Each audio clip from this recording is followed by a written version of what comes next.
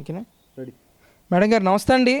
మరి ఈరోజు ఆంధ్రప్రదేశ్ని నాశనం చేసింది చంద్రబాబు నాయుడు గారు అని చెప్పి నిన్న అంబటి రాంబాబు గారు వ్యాఖ్యలు చేస్తూ ఉన్నారు. అసలు ఏ విధంగా చూస్తారు వ్యాఖ్యలు?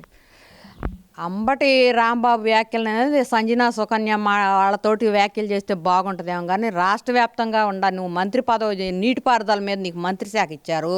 ఆ నీటిపారుదల శాఖ ఇచ్చినప్పుడు ఈ పోలవరం ఎందాక వచ్చిందంటే దాన్ని అంతా అవగాహన చేయాలి, అది చేయాలి, ఇది చేయాలని చలోక్తులు విసిరావు. దాని మీద అవగాహన లేనోడికి నీకు మంత్రి పదవి ఇచ్చాడు. పోయినసారి ఆంధ్ర రాష్ట్రాన్ని భ్రష్టు పట్టించడానికి కారణాలు ఏంటంటే ఇట్లాంటి కొంతమంది అవగాహన లేని వాళ్ళకి అరగంట గంట వాళ్ళకి మంత్రుల పదవులు ఇచ్చి ఆ మంత్రుల పదవులు ఇస్తే దానికి న్యాయం చేయకుండా దాన్ని అడ్డం పెట్టుకొని మీరు ఎట దోపిడీ చేయాలో అట్ట చేసి ఆంధ్ర రాష్ట్రాన్ని ఏ తీరుగా తెచ్చారంటే మరి ప్రభుత్వ భవనాలని రైతు బజార్లను కూడా తాకట్టు పెట్టే స్థితికి తీసుకొచ్చి ఏ రకంగా అయితే నాశనం చేశారో ప్రజలందరూ గమనించారు. ఆ తీర్పుని ఒకసారి చూసి నాకేమైందంటే వాళ్ళకి చిప్పు దొబ్బేసింది. ఇంకా మేము మంత్రులుగానే ఉన్నామనే ఫీలింగ్లోనే వాళ్ళు ఇష్టం వచ్చినట్టు మాట్లాడుతున్నారు. ఇవాళ రాష్ట్ర వ్యాప్తంగా ఇట్ట కనుక మీరు పిచ్చి పిచ్చి వ్యాఖ్యలు చేస్తే రాష్ట్ర వ్యాప్తంగా ఉన్న ఓటర్లను మాత్రం అవమానించినట్టు అయింది. ఎందుకంటే వాళ్ళ ఓటు అనేది సద్వినియోగం చేసుకొని ఎవరికి పట్టం కట్టాలో వాళ్ళకి పట్టం కట్టారు. మీరు చేసే వ్యాఖ్యలు ఏం చేస్తే వాళ్ళని అవమానించినట్టు అయ్యిద్ది. అది కొంచెం గమనించుకొని ఇక రాజకీయాలు ఉండదలుచుకుంటేనేమో జాగ్రత్తగా మాట్లాడండి, ఉండదలుచుకోకపోతే మాత్రం ఇట్లాంటి పిచ్చి పిచ్చి వ్యాఖ్యలు చేయండి. ఎక్కడైతే మనం ఓడిపోయామో అసలు అంబటి రాంబాబుతో సహా ఓడిపోయిన దాఖలాలు ఉంటే నేను ఎందుకు ఓడిపోయానా అని చెప్పి ఒకసారి అవగాహన చేసుకుంటే బాగుంటుంది. అట్ట చేసుకోవట్లా ఏదో ఒకటి మా తనలో ఉండే ఇరిటేషన్ అనేది బయటికి పంపించడానికి ఏం మాట్లాడుతున్నారో వాళ్ళకే అర్థం కావట్లా. ఇప్పుడు ప్రస్తుతానికి పాపం జగన్మోహన్ రెడ్డి వచ్చి అప్పుడప్పుడు ప్రెస్ మీట్లు పెడుతున్నాడు. సొంతంగా పెట్టే ప్రెస్ మీట్లు ఎట్లా ఉంటాయి, స్లిప్తో ప్రెస్ మీట్లు పెడితే ఎట్లా ఉంటాయి అని చెప్పి మేము చూసాం. మరి 5 సంవత్సరాలు ముఖ్యమంత్రిగా ఉండే జగన్మోహన్ రెడ్డి ఏనాడు కూడా సొంతంగా వచ్చి లైవ్ ప్రెస్ మీట్ ఇచ్చారు కూడా. అదేవిధంగా రాష్ట్రంలో ఎక్కడ ఏం జరుగుతుందనేది తెలియదు. ఏ రోజు కూడా మద్యం ద్వారా నా ఇంటికి ఎన్ని గోతాల ఆదాయం వచ్చిందా, లేకపోతే ఎక్కడ ల్యాండ్ కబ్జాలు చేయాలా, ఏం చేయాలా, మావిడ రిషికొండలో ఏదో భవనాన్ని చూసింది దాన్ని ఎట్ట కబ్జా చేయాలా, ఈ వేలో వెళ్ళారు. కానీ పేద ప్రజలు ఎట్టుండాలి, వాళ్ళని ఎట్ట బాగు చేయాలి, లేకపోతే నేను ఇంకా మా నాన్నగారిని ఆదర్శంగా తీసుకోనని చెప్పి మాట్లాడాడు. కానీ ఆదర్శంగా తీసుకొని ఆయన కనీసం 60-70% మంచి పనులను చేశాడు. నువ్వు కనీసం 10% కూడా చేయలే. అందుకే నీకు 10% ఓటింగ్ తోటి 10% సీట్లు ఇచ్చారు. అదొకటి గమనించుకొని ఉంటే బాగుంటుందని చెప్పి మేము మాట్లాడుతున్నాం. మీ మాజీ మంత్రులు కనుక నోరు అదుపులో పెట్టుకుంటే బాగుంటుంది. ఇప్పుడే ప్రస్తుతానికి తిరుగుతున్నారు, ఒక్కొక్కళ్ళు హైకోర్టులో బెయిల్కు తిరుగుతున్నారనమాట. ముందు మేము చేసిన పాపాలేందో తెలుసు, మీరు ఏ రకంగా పరిపాలన చేశారో మీకు తెలుసు. మరి ఈ రకంగా చేసి కూడా ఇంకా రాష్ట్రాన్ని ఇంకా అధపాతాళానికి దొక్కాలని చెప్పేసి మీరు చూశారు.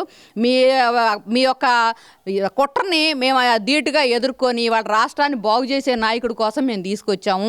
ఇవాళ ప్రస్తుతానికి 12 లక్షల కోట్ల అప్పులో ఉన్న రాష్ట్రాన్ని మరి ఏ రకంగా ఘాటిలో పెట్టాలా అని చెప్పేసి అహర్నిశలు శ్రమిస్తా ఏ రకంగా ఇచ్చేస్తున్నాడో చూసాము.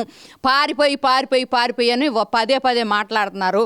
నిన్నగాక మొన్న మేము సమ్మక్క సారక్క దగ్గరికి వెళ్ళి మా అమరావతి ఏజెంట్ జెండాతోటి మేము జెండాలు పట్టుకొని అక్కడ వేడుకుంటుంటే వాళ్ళు ఎంత అవమానకరం, మా అమ్మ మీదేదన్నా ఉంటే మీ రాష్ట్రంలో చూసుకోండి, ఇక్కడికి వచ్చి మా రాష్ట్రంలో ఏందని కొంచెం అవమానకరంగా మాట్లాడారు.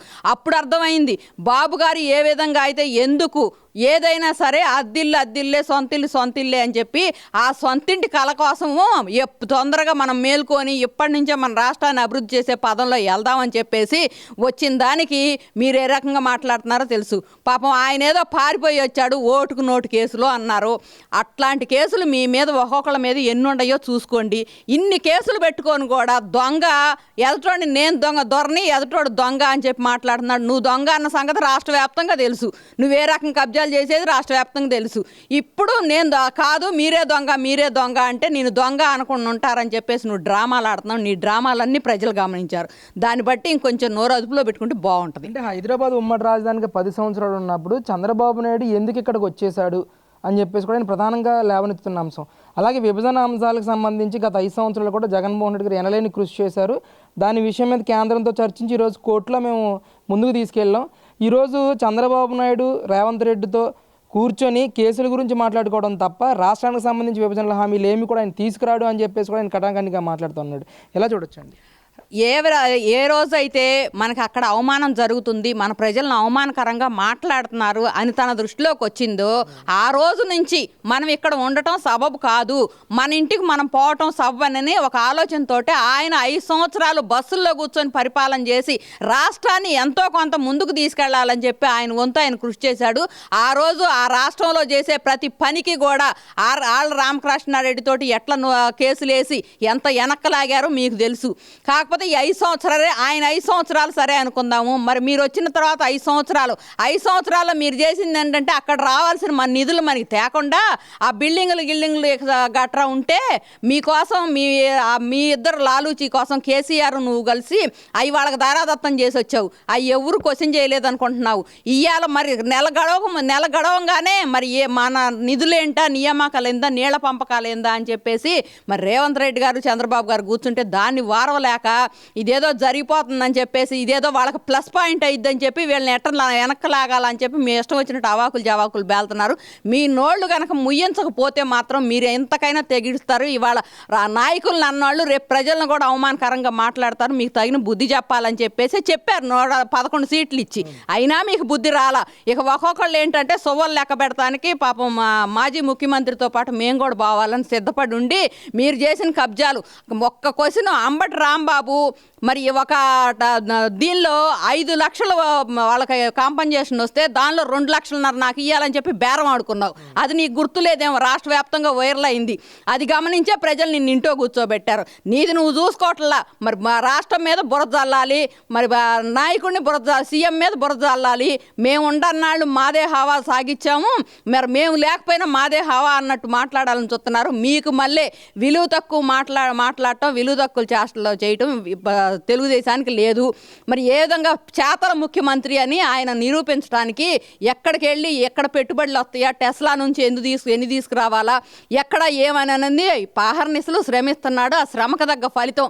మరి కేంద్ర సంస్థలు ఎన్నో సంస్థలు ఇక్కడ ఉంటే ఒక్క సంస్థను కూడా మీరుండన్నాళ్ళు వాళ్ళకి దారి తెన్నులు చూయించకుండా, దానిలో కరెంట్లు చూయించకుండా, నీటి సౌకర్యాలు చూయించకుండా మీ ఇష్టం వచ్చినట్టు చేస్తే అమ్మో ఇక్కడ పెట్టినా మనకు వల్ల కాదులే అని చెప్పి అనుకున్నారు. అదే ఇది ఇప్పుడు 2వ నెల జరుగుతుందో లేదో మేము పెడతామని చెప్పి ఎప్పుడైతే ముందుకు వచ్చారో ఇతర దేశాల వాళ్ళు కూడా కొంతమంది మేము పెట్టుబడులు పెడతామని ముందుకు వచ్చారు. అది అభివృద్ధి పదంలో ఆంధ్రప్రదేశ్ని తీసుకెళ్లే సత్తా ఉన్న నాయకుడు చంద్రబాబు అని చెప్పి మేము ఎందుకు మాట్లాడుతున్నాము ఇప్పుడు అర్థం చేసుకో. నీ మాటలు పిచ్చికొక్కతో సమానం. మాకు కొంతమంది కామెంట్స్ పెడుతున్నారు, అమ్మ ఎందుకమ్మా మీ విలువైన టయాన్ని వృధా చేసుకుంటున్నారు, వాళ్ళకి మీరు కౌంటర్ ఇచ్చే బదులు మీరు రాష్ట్రానికి ఉపయోగపడేటట్టు మీ పనులు మీరు చేయండి అమ్మా. అమరావతి రైతులు ఏ విధంగా అయితే పోరాడారో రాష్ట్రానికి స్ఫూర్తిదాతలుగా ఉండారు, అదేవిధంగా రాష్ట్రం బాగుపడటానికి కూడా మీ వంతు మీరు కృషి చేయండి అని చెప్పి మాకు కామెంట్స్ పెడుతున్నారు. వాళ్ళందరికి కూడా ఎంత కాదనుకున్నా కానీ వీళ్ళు చేసే మాటలు మనం గనక ఎదురు కామెంట్ వేయకపోతే దాన్ని నిజమేనని ప్రజలు నమ్ముతారని చెప్పి కౌంటర్ వేయడం కోసం చేస్తున్నాం. కానీ మేమైతే ఆ పిచ్చుకొక్కలకు సమాధానం చెప్పేసి ఇది మాకు లేదు.